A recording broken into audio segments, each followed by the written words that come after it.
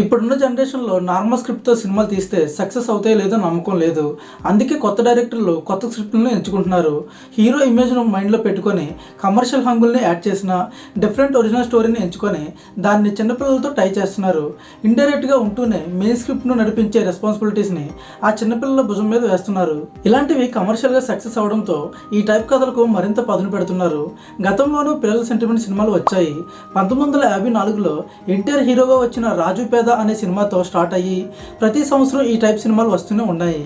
ఇక చిరంజీవి హీరోగా వచ్చిన పసివాడు ప్రాణం సినిమా పిల్లల సెంటిమెంట్ ను మరో స్థాయికి తీసుకెళ్లింది. ఇక విజయశాంతి హీరోయిన్ గా వచ్చిన రేపటి పౌరుల సినిమాను అప్పట్లో స్కూల్ పిల్లలకు ప్రత్యేక షో వేసి చూపించారు. ఇకపోతే ఇప్పుడు డైరెక్టర్లు మెయిన్ స్క్రిప్ట్ కు మరో స్క్రీన్ ప్లే రన్ చేస్తూ వండర్స్ క్రియేట్ చేస్తున్నారు. నాని హీరోగా రీసెంట్ గా వచ్చిన సినిమా హాయ్ నాన్న. ఇందులో కూడా చైల్డ్ సెంటిమెంట్ హార్ట్ కి టచ్ అవుద్ది. అమ్మ నాన్నల ప్రేమ కథను కూతురికి ద్వారా నడిపించి సరికొత్త ప్రయోగం చేశాడు డైరెక్టర్ సౌర్య.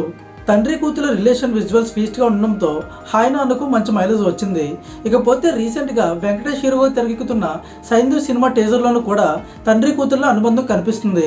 స్టార్టింగ్లో గన్స్ మాఫియాను చూపించిన టీజర్ ఎండింగ్లో తండ్రి కూతురులను ఒకే ఫేమ్లో చూపించి ఈ సినిమాలో రెండో కోణం కూడా ఉందని చెప్పాడు డైరెక్టర్ శైలేష్. హిట్ ఫ్రాంచైజీ సినిమాలతో హ్యాట్రిక్ హిట్ డైరెక్టర్గా పేరు తెచ్చుకున్న శైలేష్ ఈ సినిమాని యాక్షన్ కమ్ సెంటిమెంట్గా తెరకెక్కించాడు. ఇకపోతే లోకేష్ కనకరాజ్ కార్తీక్ కాంబినేషన్లో వచ్చిన సినిమా ఖైదీ. యాక్షన్ థ్రిల్లర్గా వచ్చిన ఈ సినిమాలో కూతురు సెంటిమెంట్ చాలా బాగుంటుంది. కూతురు ఫేస్ కూడా చూడకుండానే జైలుకు వెళ్ళిన తండ్రి 7 సంవత్సరాల తర్వాత జైలు నుంచి విడుదలవుతాడు. అన్నదాశ్రమంలో ఉన్న కూతుర్ని చూడాలనుకుంటున్న తండ్రికి ఊహించిన విధంగా ఒక పోలీస్ ఆపరేషన్లో ఇన్వాల్వ్ అవ్వాల్సి వస్తుంది. వరుసగా చేసింగ్ ఎపిసోడ్స్ వస్తున్నా హీరో తన బిడ్డను ఎప్పుడెప్పుడు కలుసుకుంటాడా అన్న ఆరాటం ప్రేక్షకుల్లో క్యూరియాసిటీని పెంచుతుంది. తన బిడ్డను ఎప్పుడెప్పుడు చూస్తానా అని డిసప్పాయింట్ అయిన హీరో తెల్లారిదాకా బ్రతికుంటాడో లేదో అన్న స్థితికి చేరుకుంటాడు. యాక్షన్ సెంటిమెంట్ మేళవింపుగా కథను నడిపించి ప్రేక్షకులను కట్టిపెట్టేశారు డైరెక్టర్. సినిమా అంతా అలా సాగిపోతూనే ఉంటుంది. కూతుర్ని కలవాలన్న తండ్రి తపనే ఖైదీ విజయానికి ప్రధాన కారణం. ఇకపోతే వరల్డ్ బాక్స్ ఆఫీస్ రికార్డులను తిరగి రాసిన cinema triple R. Rajamouli, NTR, Ram Charan చేసిన ఈ మాయాజాలం మెయిన్ స్క్రిప్ట్ ఒక ఆడబిడ్డను సేవ్ చేయడమే. కొమరం భీం, అల్లూరి సీతారాం క్యారెక్టర్లతో ఫిక్షన్ హిస్టారికల్ కథగా దీన్ని తెరకెక్కించాడు రాజమౌళి. అయితే వీళ్ళిద్దరిని ఒక దగ్గర తేవడానికి ఒక చిన్నారి క్యారెక్టర్ను ఎంచుకున్నాడు. ఆదిలాబాద్ అడవికి వచ్చిన బ్రిటిష్ దొర దంపతులు అక్కడ చిన్నారిని తమతో పాటు బలవంతంగా తీసుకెళ్తారు. ఆమెను కాపాడడానికి భీమ్ రంగంలోకి దిగుతాడు. ఢిల్లీకి వెళ్ళిన భీమ్కు రామరాజ్ సాయం చేస్తాడు.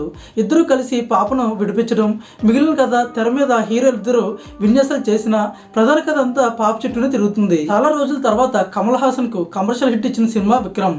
లోకేష్ కనకరాజ్ డైరెక్షన్లో రూపొందిన ఈ సినిమా మెయిన్ స్క్రిప్ట్ మొత్తం డ్రగ్స్ మాఫియాను ముట్టబెట్టడం. అయితే దీనికి అనుబంధంగా తాత మనవడి కథ వినిపిస్తుంది. కొడుకును కోల్పోయిన తండ్రిగా, తండ్రి లేని తన మనవుడిని కాపాడుకునే తాతగా కమల్ యాక్టింగ్ అద్భుతంగా ఉంటుంది. మాదక ద్రవ్యాల ముప్పు నుంచి ముందు తరాలను కాపాడాలన్నది మెయిన్ స్క్రిప్ట్. ఇందులో ముందు తరానికి రిప్రజెంటేటివ్గా ఒక పసివాడిని ఎంచుకున్న డైరెక్టర్ ఆ చిన్నాన్ని సేవ్ చేసే రెస్పాన్సిబిలిటీని తాత క్యారెక్టర్కు అప్పగించి మిగిలిన కథంతా కమర్షియల్ పందాలు నడిపించాడు. యాక్షన్ సీక్వెన్స్లకు ధీటుగా ఈ తాత మనవల సెంటిమెంట్ ప్రేక్షకులకు కనెక్ట్ అయింది. అందుకే ఈ సినిమా సూపర్ హిట్ అయింది. ఇకపోతే సంవత్సరం ముందు కార్తీక్ డబల్ రోల్లో వచ్చిన సినిమా సర్దార్. నీటి కాలుష్యం, ప్లాస్టిక్ బాటిల్లో వాటర్ ప్యాకింగ్ వల్ల కలిగే అనర్థాలు ఈ సినిమాలో చూపించారు. మెయిన్ స్క్రిప్ట్కు అనుబంధంగా ఉన్న ఒక పిల్లాడి పాత్ర అందరినీ ఆకట్టుకుంది. క్యాన్సర్ బాధిత బాలుడు హీరో జర్నీలో కీలకంగా మారుతాడు. హీరో తండ్రితో స్నేహం చేస్తాడు. హీరో పాత్రను డామినేట్ చేసేంతగా ఆ బాబు క్యారెక్టర్ డిజైన్ చేశారు డైరెక్టర్ మిత్రన్. ఆ బుడతడిగా మాస్టర్ రిత్విక్ పెర్ఫార్మెన్స్ కు థియేటర్లో ఎలా వేశారంటే ఆ పాత్ర ఎంత ప్రభావం చూపించిందో అర్థం చేసుకోవచ్చు. మరి దీనిపై మీ ఒపీనియన్ ఏంటో కింద కామెంట్లో చెప్పండి. వీడియో నచ్చితే లైక్ చేసి మరిన్ని అప్డేట్స్ కోసం మన ఛానల్ని సబ్స్క్రైబ్ చేయండి.